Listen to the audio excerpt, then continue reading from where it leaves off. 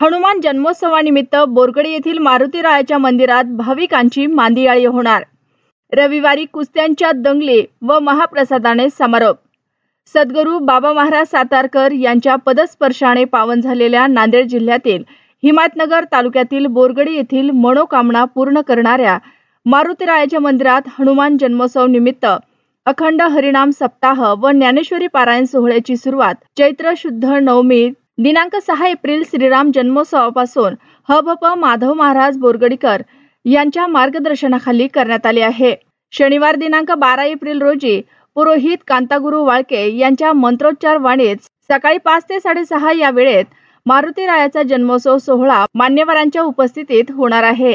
तत्पूर्वी सकाळी 4:30 ते 6:30 या वेळेत हरिभक्त पारायण योगेश महाराज अग्रवाल वसमत यांची कीर्तन संपन्न होणार आहे। ज्यांची इच्छा पूर्ण झाली त्या भाविकांच्या वतीने पुरणपोळीचे नैवेद्य हनुमंतरायाला चढवतात आणि इष्टमित्र नातेवाईकांना भोजनाचे आमंत्रण देतात। दिनांक 13 एप्रिल रविवारी हनुमान जन्मोत्सव यात्रेचा समारोप हभप नारायण महाराज आर्वीकर यांच्या काल्याच्या कीर्तनाने केला जाणार असून महाप्रसाद भव्य कुस्त्यांची दंगल आयोजित करण्यात आली आहे।